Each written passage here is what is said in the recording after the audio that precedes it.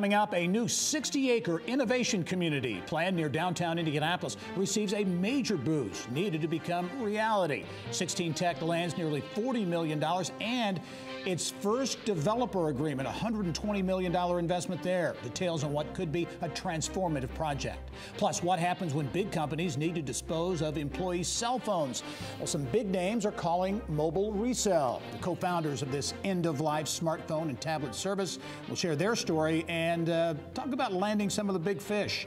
And tourism is already a big economic driver in southern Indiana, from French Lick and West Baden to Crawford and Marengo Cave. But the region has its eyes set on much more. I'll talk with Radius Indiana CEO about a new strategic plan.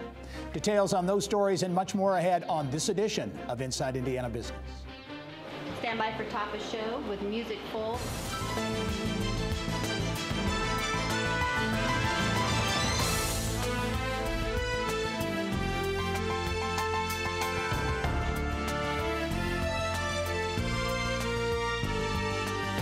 By D1 Sound, sponsored open with music. Stand by camera 3 with Gary. We're out in 5, 4, 3, 2, dissolve, cue Gary. Hello and welcome to Inside Indiana Business. I'm Gary Dick. 16 Tech, the long talked about, long awaited, high profile innovation park planned for the near west side of Indianapolis, now has the tools needed to transform the first 30 acres of that development. 16 Tech has landed a $38 million grant from Lilly Endowment, which will help fund a new bridge connecting the Innovation District with IUPUI, the IU School of Medicine, and hospital campuses. Indianapolis-based Browning has also announced plans to invest $120 million into the project. And for more on the landmark first phase of 16 Tech, I'm pleased to be joined by CEO Bob Coy and also Indianapolis Deputy Mayor of Economic Development, Angela Smith-Jones. And welcome to the program. Thank you. Glad to be here. A big week. Bob, as you look at this $38 million grant from the endowment, $120 million investment from Browning, this basically says this project is going forward. That's exactly what it says. These resources help us to bring the vision of 16 Tech to reality. We'll be able to use the funds for a new bridge, as you said, infrastructure improvements to make the sites shovel ready, and the first 4 buildings. Let's talk about that first phase. You know, this has been talked about for a long time, 10 to 15 years, over 3 mayors. The plans have changed. But now as you look at this first phase and what Browning will do with that $120 million, what are we talking about in terms of buildings and projects there? We're talking about 4 buildings. The first will be 120,000 square foot lab office building, which will contain the Indiana Bioscience Research Institute as the anchor tenant, the IU School of Medicine, and then also another private sector corporation. The second building will be the repurposed Citizens Energy Water headquarters, old Citizens Energy headquarters, which will contain co-working space, maker space, and food court. The third will be a 100,000 square foot office building. And the fourth will be a 250-unit market rate housing unit. Yeah. Apartments.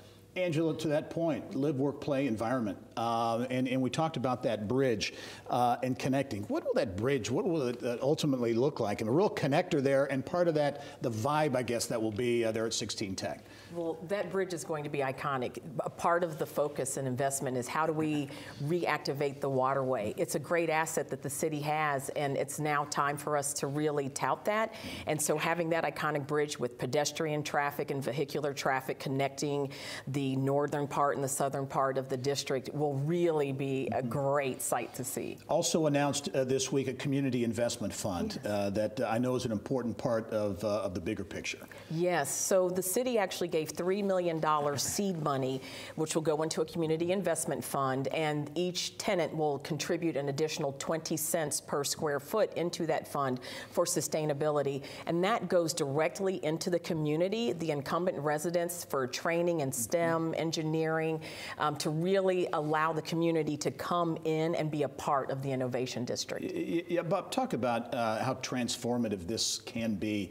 And once people begin to see buildings going up and that action starting, I know that'll have an impact as well. But this has the ability to totally transform that area around near the old Busch Stadium. Oh, it really does. This will be a very exciting 60-acre site that will contain a mix of established companies in the life sciences, tech, and advanced engineering, as well as startups and universities. Over the next 10 years, it will, those organizations will create 2,600 jobs.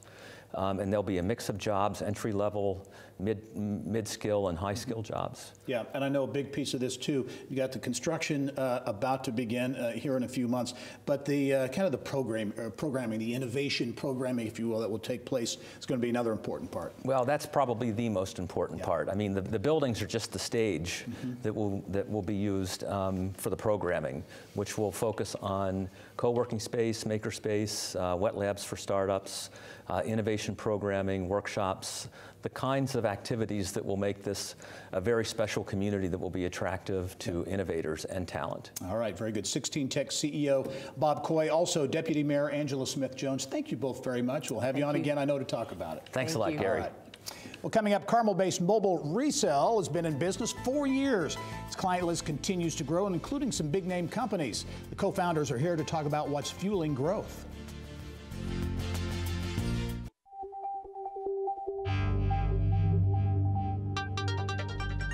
It's time now to go inside innovation, brought to you by DMI. Well, a Carmel startup that essentially recycles cell phones for large companies has landed some really big fish. United Airlines, DirecTV, Johnson & Johnson, just a few of the companies using Mobile Resell's mobile device retiring service. For more on how the company's software application works and what's driving growth, let's turn now to co-founders Nate Pointer and Ben Jones. And gentlemen, welcome to the program. Thank you. And congratulations on the growth. You launched in 2014. Nate, talk about that. The two of you are technology guys. You kind of came together. What really prompted the launch of Mobile Resell? Well, when we first met, we kind of realized we had complementary skill sets and experience, mine in web development, Ben in kind of the buying and selling of mobile devices. So when we first started talking, we kind of realized that we could use that, and then found there were a lot of problems that needed to be solved within the enterprise mobile device recovery. And there's a security issue, all kinds of issues for companies, right? As they're getting rid of cell phones, tablets, and all those mobile devices. Exactly, yeah. Yeah, security is a big part of it. We kind of educate sometimes these enterprises on the risk of data security on mobile devices. Ben, talk about how it works, because really you've got software, patent pending software, that's really the attractive part of this to a lot of companies. I mean, how are you landing these big companies? Because I mentioned some of those big names, United Airlines, ESPN, there's a long list, Morgan Stanley, and others. Yeah, it's a very partner-driven industry. So we started working with a local company, delivered for them, delivered for their customers. Definitely, it's a very traditional industry. Our competitors are traditional recyclers, so when we approach companies, we let them know that it's a software-focused approach. So we want to focus on the automation of the logistics and getting the devices out of their environment. Also on the security side, what Nate was mentioning earlier, and also on securely, basically extracting as much commodity value out of the devices as possible. So talk about how it all works. So you're basically going to companies and saying, we'll make this important, huge process much more efficient, right? Exactly, yeah. So we go to them, we usually approach them saying, hey, we can take your model, what you've traditionally worked with, where IT managers have had to take a spreadsheet, they've had to reach out to remote employees and say, hey, you need to send your devices in to us. They've had to serialize those devices and then look for a downstream partner to sell those to.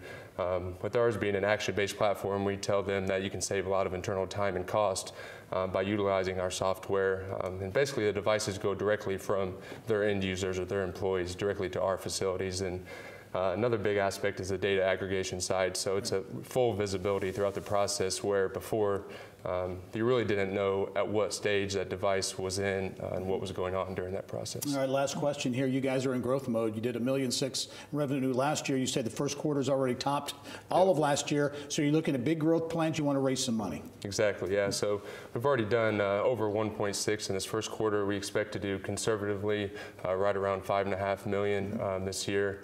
But we also expect to bring on 10 to 15 people this year on the software development side, the operations side, and also some account management and downstream selling of the devices. All right, you're in the Yeager building, right, up in Carmel, the co-working space there, creative space. Nate Pointer and Ben Jones, Mobile Resell on a growth. We'll be watching your progress. Thanks for joining us. Thanks, Gary. Appreciate it. Well, here's what's on tap now in tech news, served up by Sun King. More than 700 people were on hand for the grand opening of the Indiana IoT Lab in Fishers this week. The first of its kind facility in the state focuses on connecting established companies, startups, and others with evolving and potentially lucrative Internet of Things opportunities. A Carmel-based web design and development firm is under new ownership. Bitwise Solutions, founded more than 25 years ago, has been acquired by New Hampshire's Silvertech. The Speakeasy in Indianapolis, searching for its next executive director, Danielle McDowell, who has led the nonprofit entrepreneurial organization for 3 years, has resigned. And for Tech News 24/7, be sure to check out InsideIndianaBusiness.com. Up next, a new study shows tourism in southwest central Indiana increased by nearly $12 million in just 1 year. The president and CEO of Radius Indiana explains a new tourism strategy that's in the works.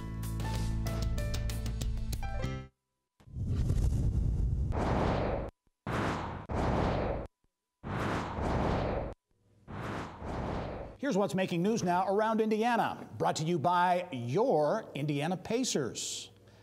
Well, construction on the first phase of a planned $38.5 million development in South Bend is underway. Officials broke ground on 320 at the Cascade, which will include up to 18 luxury condos and 3 restaurants. The River Ridge Development Authority has selected Louisville-based Hollenbach Oakley to serve as master developer of an office park in the 6,000-acre property. Plans include a Class A office building near the new Lewis and Clark Bridge interchange. Fort Wayne-based Ash Brokerage Corporation has announced plans to acquire Zenith Marketing Group in New Jersey. The insurance brokerage firm says Zenith will continue operating under the same name and keep its 55 employees. Well, tourism is certainly one of the main economic drivers in southwest central Indiana, employing more than 5,000 workers, providing a more than $200 million economic boost as well. Now the 8-county economic development organization, Radius Indiana, wants to take the industry to the next level, making the region a preferred destination. For more on the new tourism strategy, let's bring in now Radius CEO Jeff Quile. Jeff, as always, welcome to the program. Thank you, Gary. First of all, for folks who maybe don't know the footprint of Radius, I mentioned 8 counties. You're in southwest central Indiana with some iconic features within those 8 counties. Well, that's absolutely right. When you think of tourism in southwest Indiana, you've got the French Lick Resort, been there for 10 years now and has really established itself. You've got the Goose Pond Fish and Wildlife Area, Hoosier National Forest, Marengo Cave to the south, and Spring Mill State Park to the north. We go almost from the Louisville suburbs clear up nearly to the Terre Haute suburbs, going east to west. Yeah, and the Cray Naval Surface Warfare Center is there. So defense is a big industry for you, as well as manufacturing. But you really feel that tourism, already big, can be bigger. The growth trajectory we've seen for tourism in the region has been above most of the other sectors we've got. Because French Lick is so relatively new, being only 10 years old, it's really continuing to develop its brand and to market itself. And as it grows, it's really bringing the public down and making them aware of more things we have in the region. So we're taking off with tourism in a way that some of the other industries aren't doing yet. You mentioned a brand. You really want to create a brand for southwest central Indiana to be a destination for tourism. You've already done some initial work. Talk about your strategy and some of the efforts you have underway now. Well, we did a study last year that took a look at what the overall impact was, and you cited some of those numbers, $200 million in impact in the region. 73% of those dollars stay in the region, 5,000 people employed in tourism in our region. So when we looked at those things, we realized what we had going. We knew it was growing fast. We talked to a lot of our partners throughout the region, convention and visitor bureaus, private sector folks, economic developers, and they all agreed we could collaborate to develop a regional brand, something that would make folks think of Southern Indiana as a place to go when they want to have a getaway. Yeah, and this again is being very intentional. There are only certain things that areas can pursue legitimately, and you feel obviously that tourism is one that can pay off in the long term. We've got a cluster of natural assets, and we haven't really tried to bring them all together effectively in marketing. So that's what we think we can accomplish, to give the visitor who's coming down for a day or two in one spot an understanding that they stay another third or fourth day, they can do something else. Timeline, when would you do this new brand, if you will? How long do you think it'll be before you'll have something? We have just stepped into this pool of water, so to speak, Gary. So we're underway now, very early stages. It'll take over a year for us to go through this because we want to do it right. We want to make sure we get the right information, give it the right consideration. I only have 15 seconds. Got to get in a question. Radius Indiana making a trip to Japan, I think this fall. Yes, that's right. Economic development trip. What do you hope to accomplish? We want to introduce ourselves to the Japanese firms. Without I-69, they've really never looked at us before. All right, very good. Jeff Quayle is the CEO at Radius Indiana. A lot going on in the region, in particular with tourism. We'll hear a lot more about that. Manufacturing crane as well. Jeff, thanks as always. Thank you again, Gary. Well, coming up next, a new partnership between Eskenazi Health and Indiana Grown will provide locally sourced food offerings in the hospital. Eskenazi Health's CEO is here, and she's in our Inside Indiana Business Social Media Lounge. She'll be in studio with Barb Lewis with more next. It's time now for the Business of Health, brought to you by Hendricks Regional Health. Well, Indiana's environment and economy may become healthier as a result of a new food program at Eskenazi Health. Barbara Lewis has more in the Business of Health. Barb. Gary, thank you. Well, Eskenazi Health is the name of Indianapolis's hospital that serves all, including the neediest in the city. Everything about the way it looks and its programs defy the image of a public hospital. And this week, it announced a partnership with Indiana Grown to bring more locally sourced food. It's gone farm to table. So joining me to talk about the program is Dr. Lisa Harris, the CEO of Eskenazi Health. And it's always good to have you here. We're happy to be here. Thank you, Barbara. So I guess the easiest question to ask right off is why do this? Well, we care a lot about the health of our community, and there isn't anything that is more foundational to good health and good nutrition. And here we are in a state that grows a lot of great food. So we thought, we should support our local farmers. There's certainly the economic impact. There's the importance of reducing the carbon footprint that is involved when you ship food cross country, the food wastage and spoilage that goes along with all that shipping. And then bottom line is, it's more nutritious and it tastes better. So how are you going to do it, and how much food can you get from Indiana Grown to serve your patients? It turns out a lot, more than we might have expected. When we issued the challenge to ourselves to procure as much food as we can locally, defining local as Indiana, north to south, east to west, we were at 3%. Within 2 years, we've gone to roughly 40%. And we're in partnership with 30 small farms and producers across the state. We source now 100% of our major proteins, beef, chicken, pork, and our milk from Indiana farms. And that's where the partnership with Indiana Grown comes in, because that coalition has introduced us to to individuals and farms and products that are out there that we didn't even know what might be available to us. So it really has catalyzed, and we're going to push this as far as we can, but we're at about 40% now. Okay, I want to go back to what will be offered, but the economics of this. When we usually think of buying locally, we don't always think it might be the best thing to do and the healthiest thing to do, but maybe not the most economical thing to do. Well, it turns out that this actually is. It looks like overall our costs are a little bit lower. And I think that's when you take all that goes into the cost of food that has to go long distances into account. But the biggest challenge, especially for large organizations, for us, we serve over 1 million meals a year to patients, visitors, staff. So it's really, we need a reliable supply, and the farmers need a reliable demand. And so we're working that out in sort of the closed loop within our organization so that we can demonstrate to others and get the ball rolling to create interest and bigger opportunity with other anchor institutions getting on board. I think that's when we can really have an impact across the state. Okay, so this is really just gearing up then, if you will. This announcement this week is really just the start of it. It sounds like there's this kind of, like you said, a blueprint now that you're trying to form so this can be possible for other big businesses in Indianapolis. Exactly. And I think we have made a lot of progress, but we see this partnership with the Indiana Grown as creating a real catalyst. We can see the trajectory. The curve is, the slope has increased dramatically in getting in that alignment. All right. Well, Dr. Harris, thank you as always for being our guest on the show. It's a joy to have you here. Thank you. Gary, back to you. All right, Barb, thank you. Well, coming up, the state's first Internet of Things lab is now open in Fishers. We'll take you inside. Stand by D1 Sound, sponsored open with music. Stand by camera 3 with Gary. We're out in 5, 4, 3, 2, dissolve, cue Gary.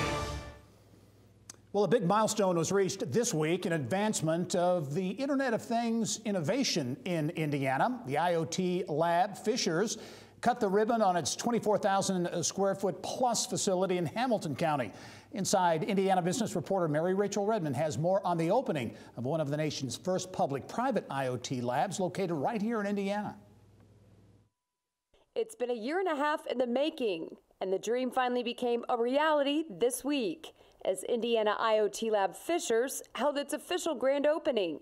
Over 800 people RSVP'd to come out and learn about Internet of Things.